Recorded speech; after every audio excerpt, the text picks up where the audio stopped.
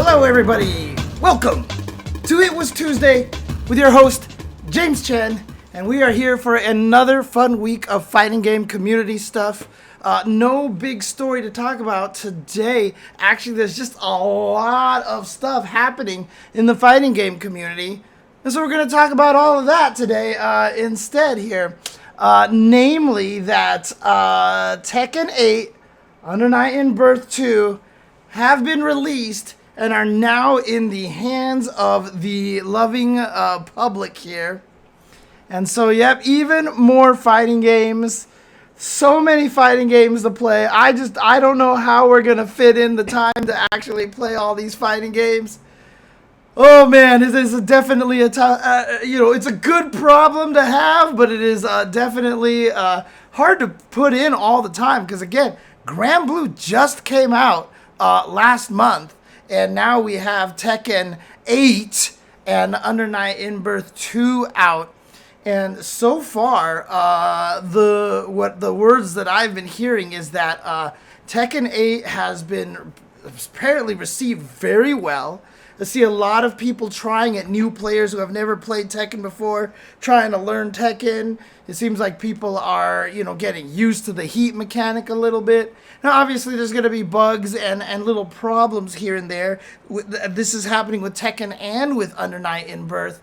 I heard the PC versions for both of them are not going particularly smoothly, although obviously Kamone, the producer of Under Night, has been very, very transparent and has been like, we're fixing it. We're fixing the PC version. We're fixing it. And I know like Tekken 8 has had overheating issues on PCs and definitely having some, I heard, online issues as well. And I've heard, like, the netcode hasn't been necessarily great, but so far, I mean, the majority of the word that I've been hearing is positive, and it sounds like they're all trying to fix everything as fast as possible. Now, before I get into talking to you guys about your experiences with the games, first of all, this really puts a really stark perspective on just how good Street Fighter 6 launched. Like, were there any issues, or it like launched and we were playing online and that was it, right? Like, it just worked. It's actually pretty amazing. And, even the bugs for the game, not super crazy. However, I will say a game like Tekken is going to be a lot harder to find all the bugs just because there's a bazillion moves in the game and a bazillion potential interactions. And so getting the games out into the hands of a bunch of people, you're going to find a lot more. So if you're finding and seeing people posting up bugs for Tekken 8, don't be like, oh my god, did they test the game? Dude, like, it's rough. It's rough out there in these streets when it comes to fighting game dev. But yeah, I mean, it honestly, like, I hate to turn this into a Street Fighter 6 thing, but wow, Street Fighter 6 actually had a really, really great launch. But for the most part, it seems like Tekken 8 is doing really well. A lot of wonderful modes in the game, a lot of fun ways to play the game. I've been hearing great things about the story mode. People are like, oh my god, story mode, the lore, ah! And like, there's a lot of, Tekken Ball is in the game. They have a battle hub like lobby system. The customizations, like Tekken's customizations never used to be this good. But now it's starting to feel like it's reaching Soul Calibur levels of customization because people are doing an amazing job recreating other characters from other games and such. But so my story is, because I was at Frosty Faustings this past weekend, I did not have a chance to play any of the Tekken 8 release as well as Under Night release as well. So I don't have any personal experiences with these games so far. It sounds like the netcode for Under Night is absolutely amazing as well. So I wanted to ask you guys, for you guys who have actually been able to sit down for Under Night in Birth and for Tekken 8, I'm really curious what your guys' experiences have been so far, and same for the YouTube guys.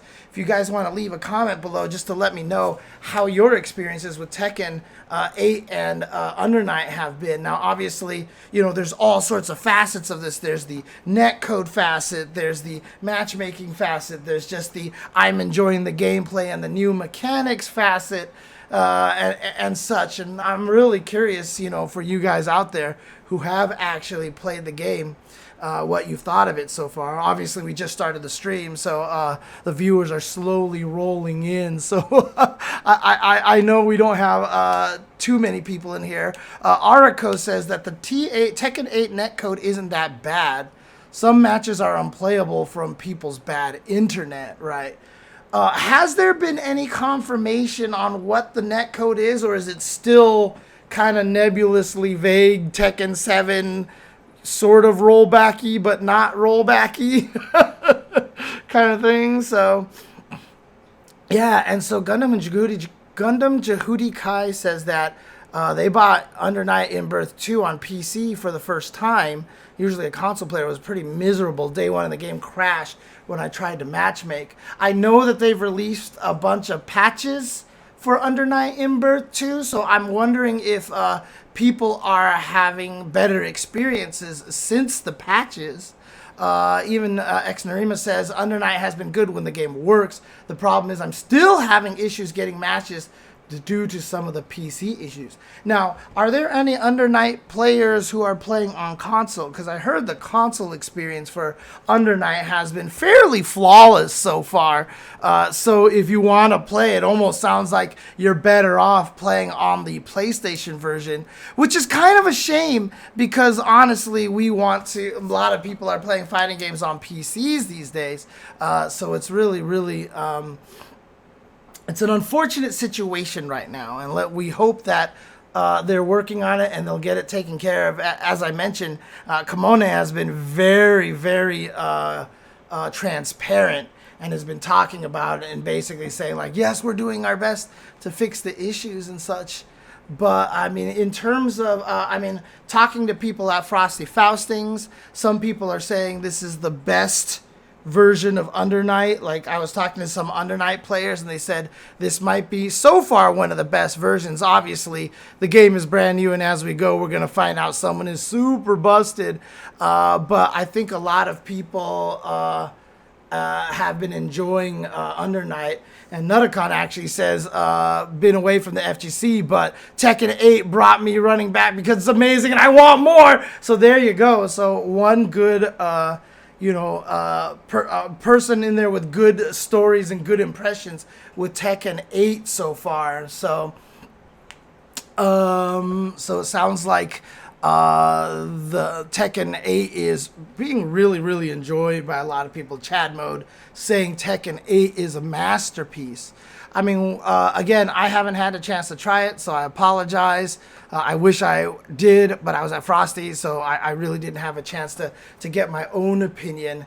But, I mean, what would you say, Chad Mode, makes it a masterpiece? What is it that you like about it? Is it the gameplay? Is it the graphics? Is it all the one-player content? And, it's great to see because, honestly, Senko, 2D Fraud, like, I've been saying that for all the time. It's like the golden age of fighting games is now. Now is the golden age, or at least just the greatest era of fighting games. But, yeah, I mean, let's see. You're waiting for a sale for Tekken 8.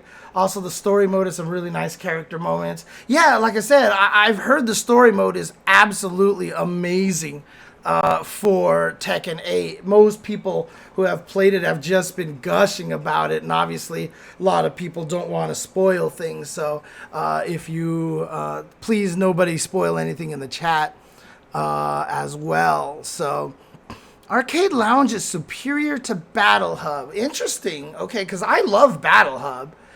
What key features are there, FGC Dennis, that make the Arcade Lounge preferable to Battle Hub?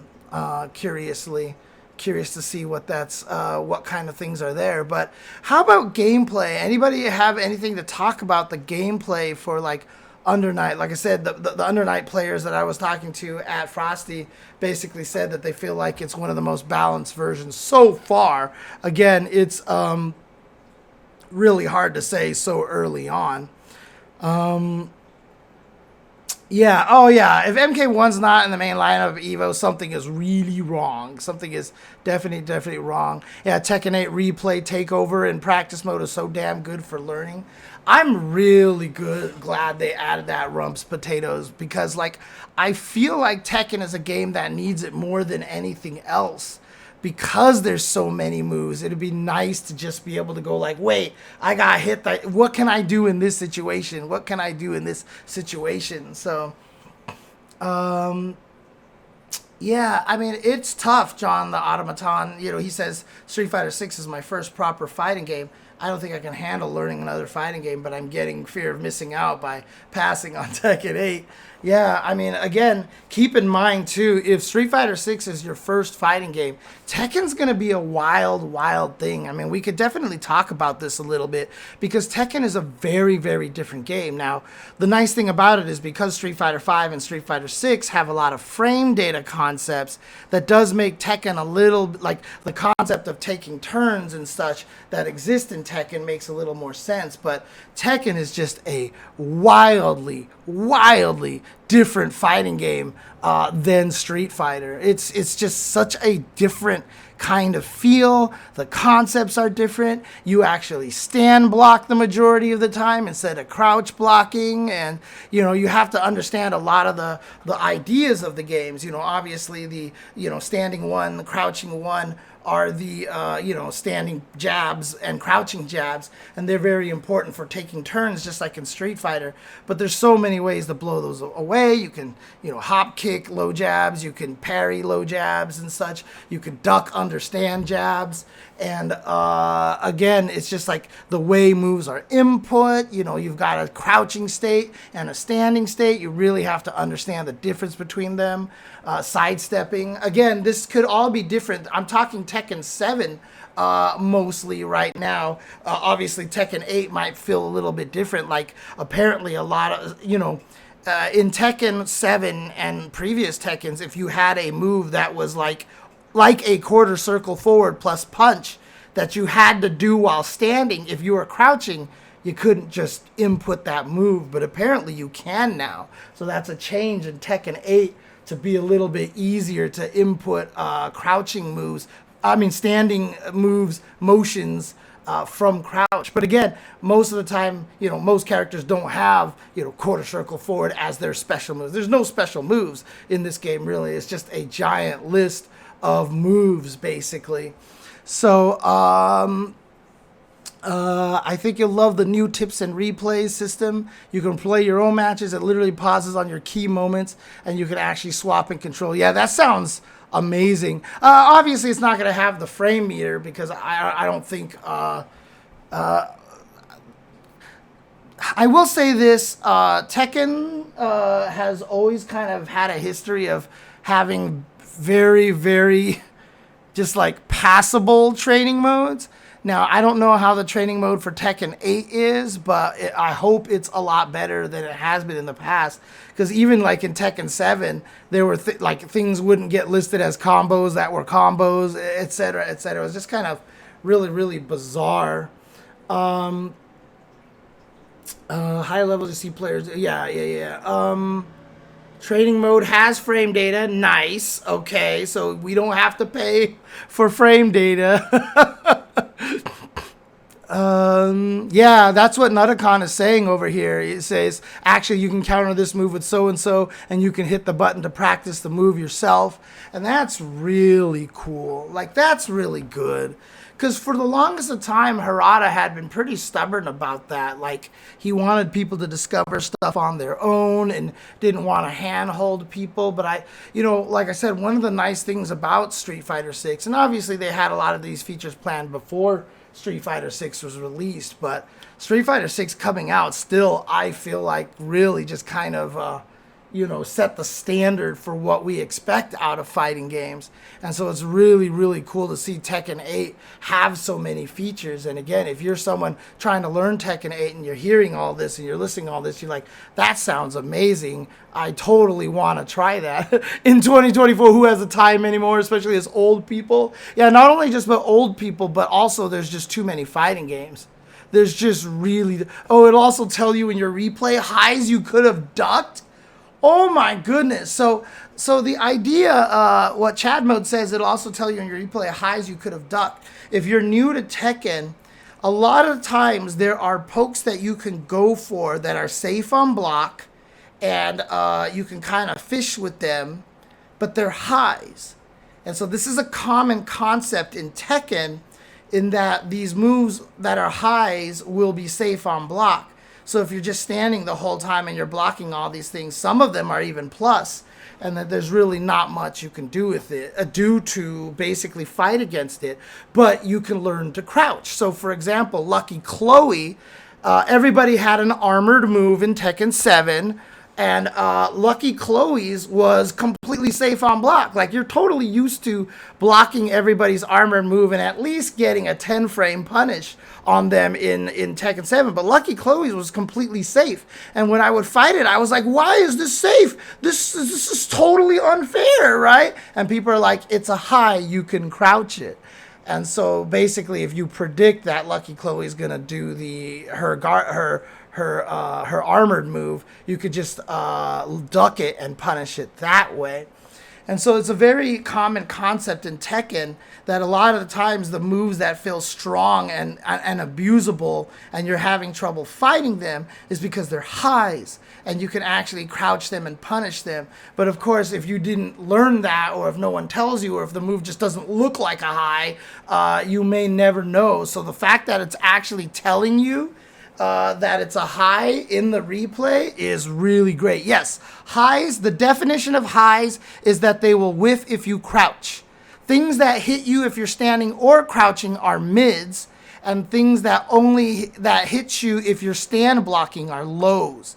So basically, that's the concept of Tekken in general, is that you've got the highs, the mids, and the lows. The mids are always going to be the most dangerous. They have the best ability to launch people, etc., etc., but they are also usually punishable on block, especially if they're big launchers. If they're not big launchers, you're only going to be able to punish a little bit. And again, learning Tekken 7, I've learned a lot of ways to teach people Tekken, strangely, even though I wasn't very good at it myself. Lows, there's two classes of lows. There's the unreactable lows, and then the reactable lows. The reactable lows are usually launchers, and if you see them and block them, you can usually punish pretty hard. The unreactable lows are like chip damage. You're going to get hit by a lot of those, and you're just going to have to accept the fact. And the more you keep getting hit by them, you keep losing life, and so now you're going to try to predict to block them, but then they hit you with the mid and launch you, etc., etc. But again, all lows can be parried as well. So if you really predict the low, you don't have to commit to anything crazy. You can actually just parry them, or if you have something like a hop kick or something that's a great low crush, you can blow them up that way as well. Special mids, right, that can be blocked with crouching or stand, right, because mids cannot be blocked while crouching. So keep in mind, like I said, because mids are some of the best launchers in the game, all mids are basically overheads. And that's why in Tekken, you spend the entire time standing. So like in Street Fighter, you spend a lot of time crouching and you look for the overheads. In Tekken, you spend most of the time standing and you look for the lows, basically. And again, sometimes you don't even commit to trying to block the lows because you're scared that they're going to launch you. But again, as you keep getting drained, then obviously when you have no life left, the lows become terrifying because they'll finally kill you. So in other words, Tekken, you could almost joke that there is a system of, instead of take the throw, it's take the low, right? I mean, honestly, that's kind of the way you want to see it, Because in like Street Fighter V, you took the throw until you were scared that you were gonna die, and then in Tekken is you take the low until you're scared you're gonna die, or if they actually abuse the low, then you start predicting it and blowing them up. But then they can use that to set up the, bait you into crouching and hit you with the mid, which is basically like the Street Fighter version of the shimmy, right? Like eventually, like I don't want to get thrown 4 times in a row, so I try to tech, and then they predict a shimmy. Lows can be kind of the same way in Tekken. You just take a kick to the leg, take a kick to the leg, and then finally you crouch, and then all of a sudden, pow, mid launcher, basically. So yeah, throws are a completely different thing in Tekken, honestly, because again, throws can be crouched unless there are crouching, it is a crouching throw, which is a throw that actually grabs crouchers, but then you can stand, and then the low throw will actually miss. But in general, the throws in Tekken are stuff that you can crouch under. Throws are considered highs. I don't know exactly how the break system works in 8. If it's exactly like Tekken 7, I'm not actually sure yet. I don't know. Yeah, no, that's exactly what it is. You treat lows like chip damage. That's what I was told learning playing Tekken. You just kind of accept the fact that you're going to take that damage every once in a while. So Tekken, again, has a very, very different dynamic. And, the sidestepping, people often tell you the game is 3D, sidestep more, It's not as simple as something like Soul Calibur. Moves have very specific timings to be sidestepped. They have directions that you have to sidestep it. Like some moves cannot be sidestepped left, but they can be sidestepped right, and you kind of have to know that. Also, if you're left-right dyslexic like I am, I describe it as sidestepping clockwise and sidestepping counterclockwise, because then it doesn't matter if you're player 1 or player 2. It's the same direction. Clockwise is always clockwise. Counterclockwise is always counterclockwise. So that actually helps too. Yeah. Crouching throws are not seen that often, but you can, when you pull them off, you feel good. You feel good. So, yeah, it's tricky because a lot of people will tell you, oh, you're supposed to sidestep. But honestly, if you're learning the game from scratch, like, don't try to sidestep too early. It is a higher level tactic. Yes, you'll need it eventually for sure. But, start the game without it necessarily. So are counter hit throws a smaller window? What do you mean by counter hit throws? Yeah. So Shay is saying, no, counter hit throws are basically throws when you catch someone out of the recovery or through the startup of their move. And it's kind of like, in Street Fighter, if you're in the middle of a move, you can't tech a throw. But if you're actually in neutral, you can actually tech a throw, if I'm not mistaken. So, yeah, backdash canceling, a.k.a. Korean backdash. I don't know if they made Korean backdash easier in Tekken 8, because Korean backdash is one of those things that you'll hear a lot of people who are like, you got to learn Korean backdashing. You got to learn Korean backdashing. And, it's definitely a key fundamental of the movement of the game, because one of the things you have to keep in mind is that in Tekken, one of the interesting things is neutral blocks. So if you leave the joystick alone, you will block. The only way that you won't block is if you're holding forward. Obviously, the high and lows will get you. So if you're in neutral, you'll actually get hit at your feet by lows. If you hold straight down, you'll get hit by mids.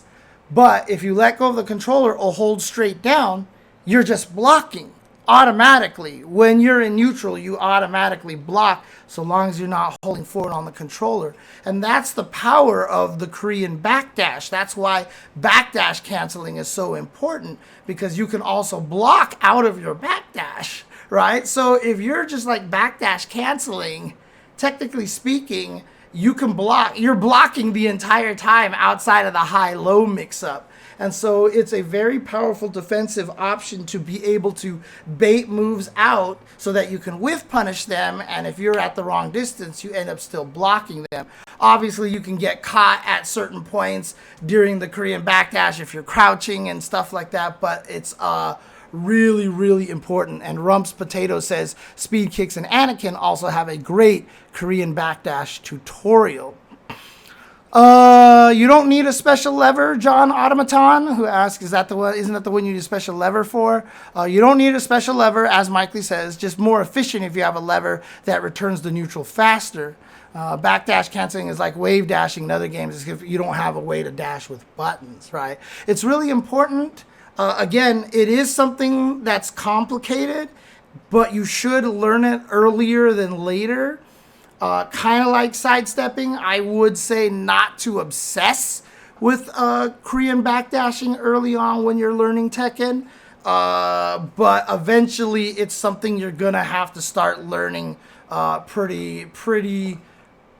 I mean, again, it is a higher level tactic, but it's so important and so fundamental that I feel like learning it early on is very, very important. Whereas something like sidestepping really becomes a hardcore predict, hardcore read sidestepping thing, or option selects basically. But again, Korean backdashing becomes so vital in the game that it is important to kind of learn it. But let's just put it this, I mean, I use King, who doesn't have a great backdash, so Korean backdashing wasn't as useful for me, but even after I played it for months and months, like I still wasn't Korean backdashing on like as a muscle memory. I was still letting myself get beat up because I would just block, help, instead of block, Korean backdash, get out of there kind of thing. But again, King also has one of the less good backdashes in the game, so... Vanghorn, shout outs to you, by the way. I wanted to send you a message. You know why I wanted to send you a message. I just haven't had a chance yet because I just got back from Frosty Faustings and I've just been exhausted and tired. Unlearning is a pain. Better to learn the right way first. While I do believe that's true, I think for fighting games, learning the right way is too overwhelming. I think there's too much information to learn the right way. And so you're gonna have to learn some things the wrong way and then start learning them the right way, which is why I always do say that fighting games are every bit as much about unlearning as they are about learning. Again, Tekken is a really, really complex game, but it is frame data heavy. But I mean, players like Anakin don't really know any frame data. So like they have just played it, by feel and have gotten good at it. So there's definitely ways to learn the game without, having to study frame data. There's just so much information. There's a lot of moves in the game, so it's tough. If you remember in one of my first attack episodes, I talk about pet moves. This is very important in Tekken. A lot of times you would try to learn Tekken, they're going to tell you, here's your top 10 moves, like the 10 best moves for your characters in Tekken. Like, just start playing them and finding moves that you just feel like are good and work and stick with them. That's just how all fighting games should be. And as you play, you're going to be like, God, I have nothing that reaches far. This guy just keeps out poking me. I need something with better range. And then you'll just go through your move list and you'll find something. You'll be like, oh, sick.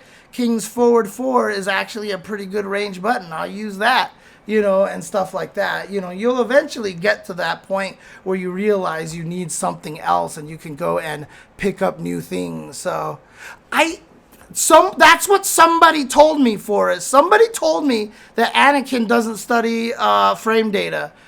I may be thinking of the wrong person. I maybe have misheard or something like that. Netcode feels great on wired. Okay. But you get a wireless opponent, rip. Oh no. Oh, that sucks.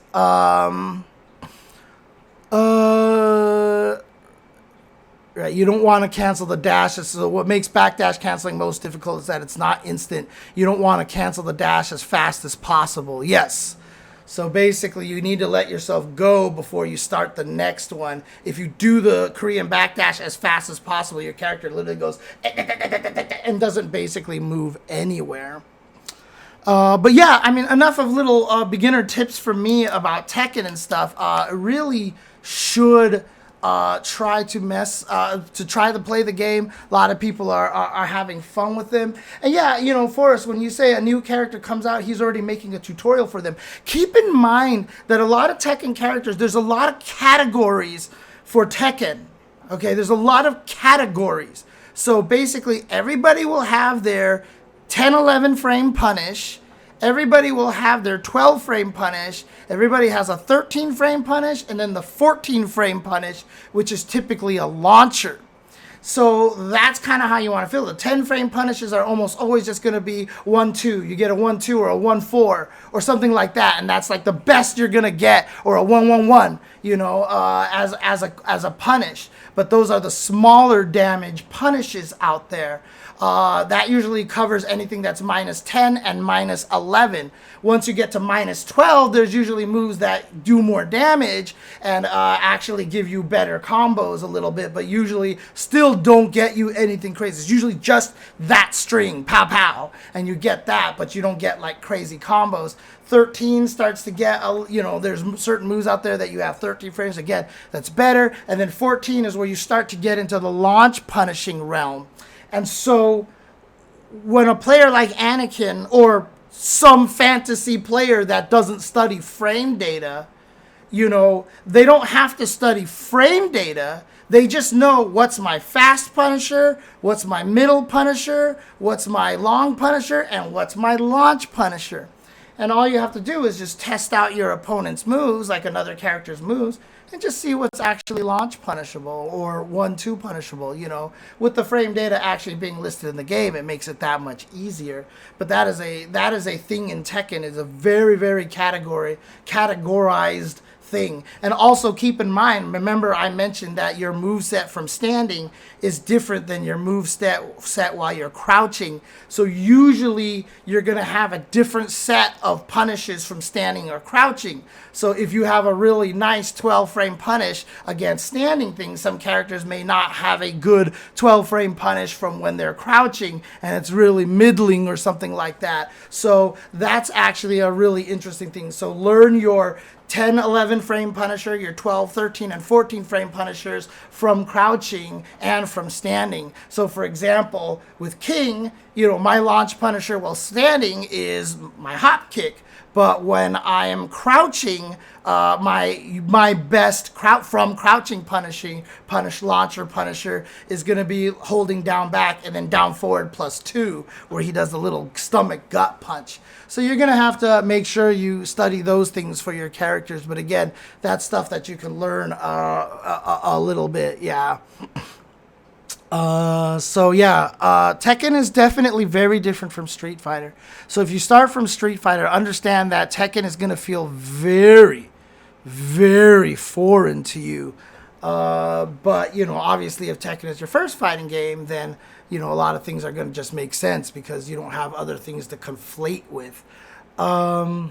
Yeah, for sure. Sometimes it's better to do crouch, cancel, launch for some optimal combos. Like I said, King can do launch from his hop kick, which you can do raw from crouching as well. So if I'm fast enough, I can just hop kick punish as well as my little gut punch kind of thing. But yeah, again, Tekken is a very different game, and it's very complicated. It's hard to it's definitely very, very different, right? So even if you play something like Under Night in Birth, which is extremely different than Street Fighter, at least it's still 2D. You still have the same concepts where you understand, you know, jumping and cross-ups, and you do want to low block the majority of the time. So even though a game like Under Night in Birth is wild, it's easier to transition to if you have a 2D background, right?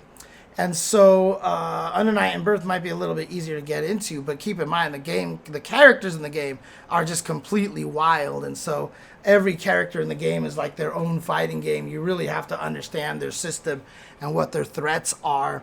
But the main thing about Under Night is the grid system. I know I talked about this in a previous stream, but understanding the grid system. So it's interesting because, you know, it's interesting because now, thanks to Street Fighter 6, it's easy to talk about the grid a little bit more because there's a little bit of a frame of reference.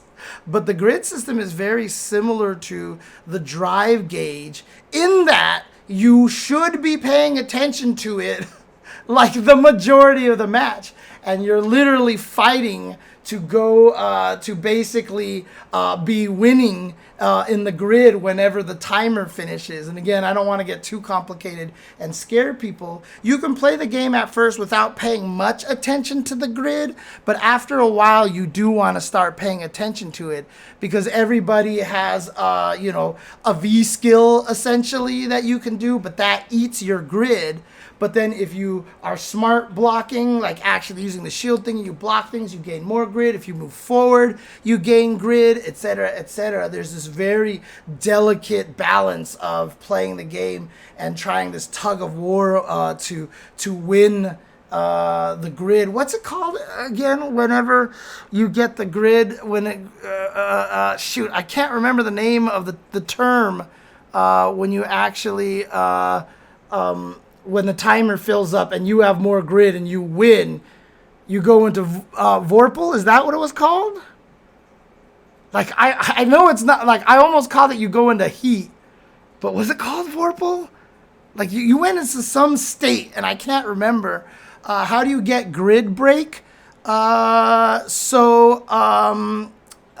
so it is Vorpal state. Okay, so you win Vorpal state, basically, and then you gain access to a Roman cancel, you gain all these extra powers. Like, it's really valuable to go into Vorpal state.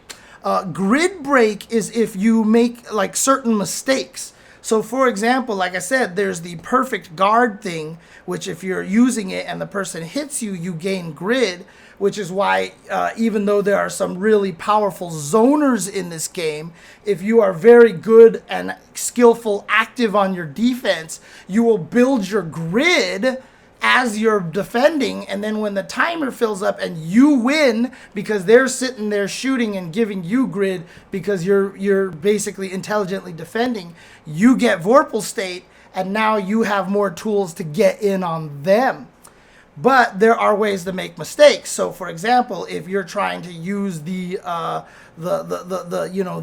shield system to gain more grid, for example, if you get thrown out of that state, your grid just breaks.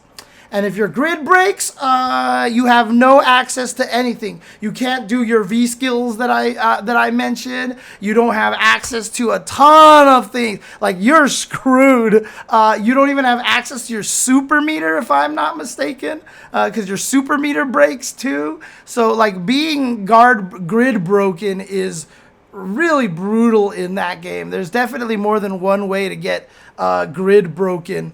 But it's really, really, again, it's complicated. But the funny thing about it is, the more you play Under Night, the more you realize how beautiful the grid system really is because of how it affects the game. Like I said, you know, John the Automaton says as he struggles against zoners, the fact that, you know, you can build grid while defending, being an active defender by using the shield mechanic is really, really important. You know, that kind of thing. Like, everything about the grid system is so intelligently designed, honestly. So, what is this technical achievement, Shay? Do I want to know what this is here?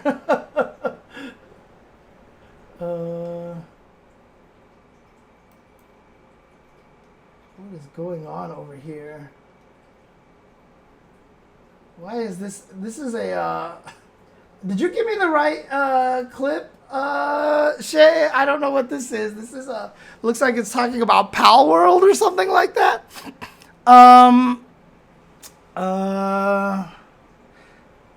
Oh, Uni 2 has the lowest input lag they ever tested in any game. Oh, they tested it. That's awesome.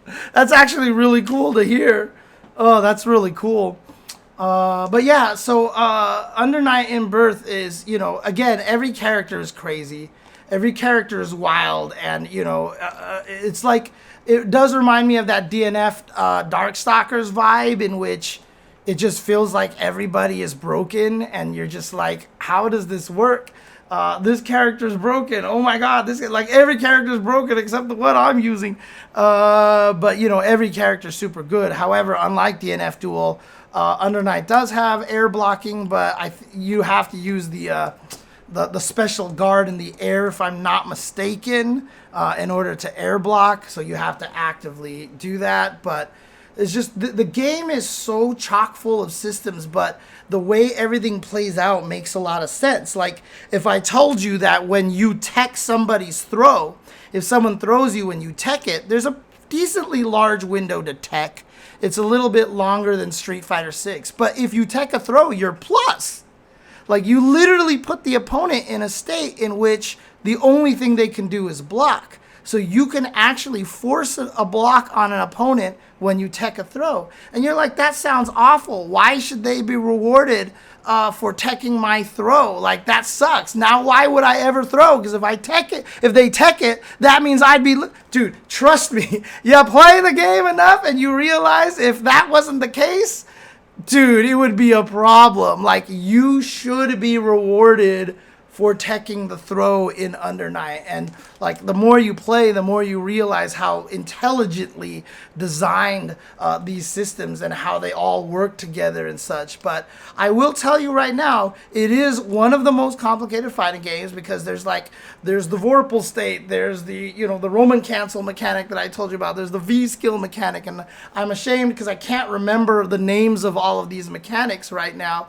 But there's just so much stuff happening. Like there's ways to do your max super. There's like multiple ways to do it based on if you're in a vorpal state or if you're in this. Like, dude, there's like all this crazy stuff happening in this game, and so it is complicated. So if you do try to pick up Under Night in Birth, again, take your time with it. Don't inundate yourself with all the systems. If you go through the tutorials, and if Under Night 2 is anything like Uniclair and Unist and such, they have great tutorials.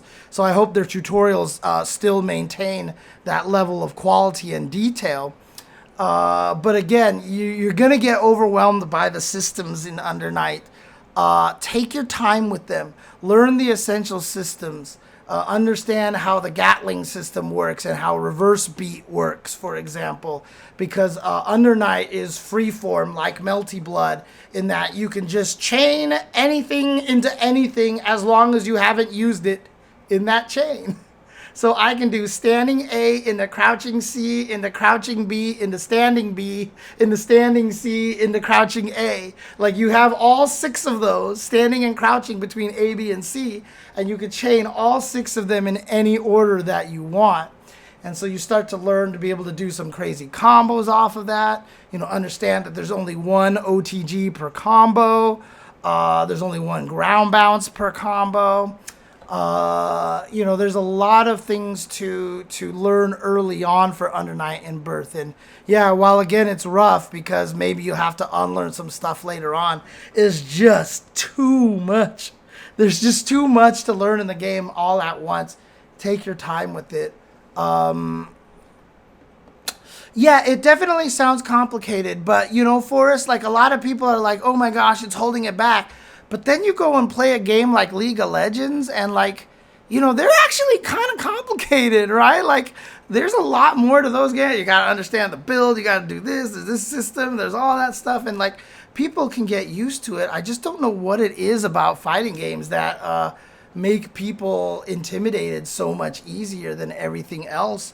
But I also do think it's the 1v1 nature and the fact that it's round 1 fight. Now you're stressed out. Like the beautiful thing about, when I tried to learn League, I was basically like, hey, just start your bottom lane. Just go down bottom lane and just start killing minions. Try to last hit them, gain experience. Just, carefully do stuff and you'll engage sometimes. Then run behind your tower and you're safe. And you're just chilling there, that kind of thing. So like there's a lot of calm before the storm in a lot of those games, or in fighting games, especially games like Tekken and Under Night, where round 1 fight you can hit the opponent right from where you're standing. Fighting games are stressful. They're stressful right away, and I think that's one of the factors that makes them so intimidating is because there's no calm before the storm. And Smash tried to even understand that concept. There was that one mode in Smash Wii U, if I'm not mistaken, where you actually did one player journey picking up power-ups, and then you finally met the opponent in the stage and fought there, but like they tried to create a calm before the storm kind of method as well. So it's interesting. Fighting games definitely are intimidating that way. But again, Tekken, Under Night, and Birth just came out. You definitely want to give them a shot if you can. Obviously, fighting games are expensive as well because of season passes and all that stuff. Although the Under Night in Birth first season is free if you buy it soon. I don't know when the window ends, but the first season pass is free if you get it sometime soon. And obviously, as I mentioned, it sounds like the PC platforms aren't doing particularly well for the games, for both of them. And so we'll see what happens. Hopefully they get something, they get them ironed out pretty soon. Oh, Gundam Jehudi Kai says before March 31st, basically. So yeah, pick these games up if you can. Give them a shot. Try them out. Remember some of the tips that I mentioned here, but they go so much deeper than that. But again, understand that that is the joy of the fighting game, right? While it does seem like it's really complicated and intimidating, etc., it is still one of the greatest joys of fighting games is learning these things and understanding these things. Like, it's so interesting when I play certain fighting games and I'm just like, God damn it, I get getting put into this position and I can't do anything. And then I'm like, oh wait, I have this mechanic. I completely haven't used this mechanic yet. And then you start learning to use the mechanic. But now because you played it in that step-by-step method, it's not like you're introduced to this mechanic and you're like, I don't know when to use it. You're actually playing the fighting game. And then all of a sudden you're like, man, I wish I could do something here. And then you realize your opponents have been using some mechanic against you in that situation. You're like, that's what this mechanic is for. Okay. And then you have context for the mechanic. You know, it's really it's a great way to learn fighting games is to do it incrementally, and you know, don't overwhelm yourself with fighting games. Like I said, so much about fighting games is unlearning stuff, and this is not even just like, hey, you're doing this wrong, but like, hey, I thought this move was good, actually turns out this move isn't good, this other move is actually better. You know, a lot of this is about learning and unlearning, which is why when I teach people fighting games, I tell them to pick their pet moves, but I won't tell you which pet moves to pick, because I want you to pick the wrong moves. I want you to pick moves that end up not being useful, because at some point in time you might just be like, this move isn't doing me anything, and so you try to find something else that covers what you wanted it to do. And then you find that move, and that automatically starts teaching you to learn how to change what you're doing and evaluate, hey, this isn't working, I need something better, you know, or hey, this is actually really good, I got to keep using this kind of thing. So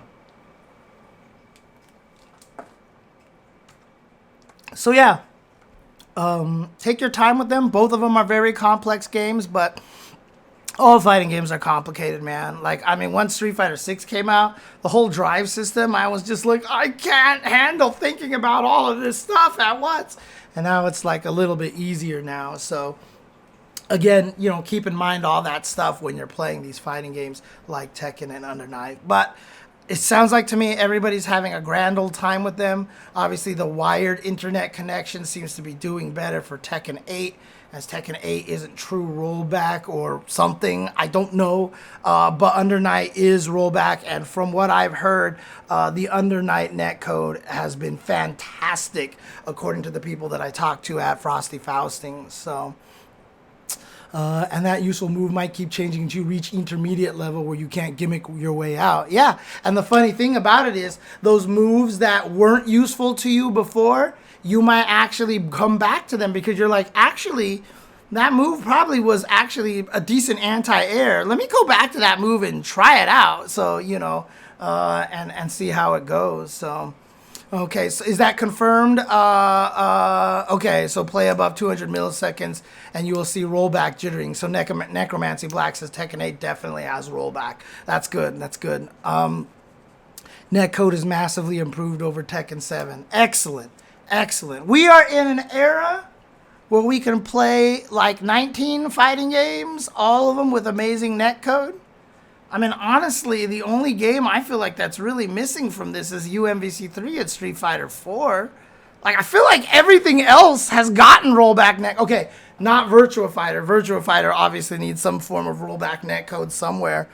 Actually, it does. Fightcade has some, like VF3 rollback.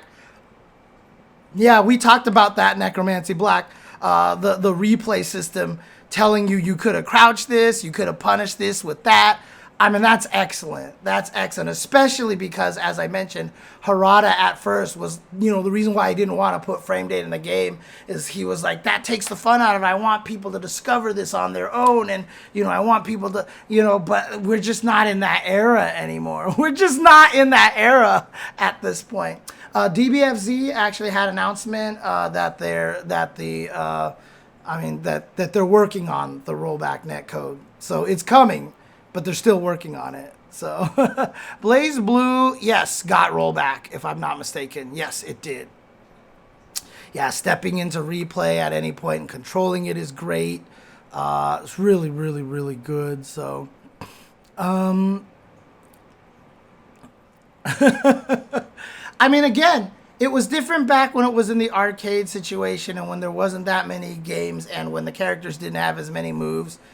It's just, it was a different situation. And, the fact that Harada's, kind of agreed to go this route instead, because of the more console-oriented nature of play and because of the esports aspects of it, onboarding players is very important. So I'm glad to see that he's gone that direction and created the replay system to be as helpful as possible, which is amazing.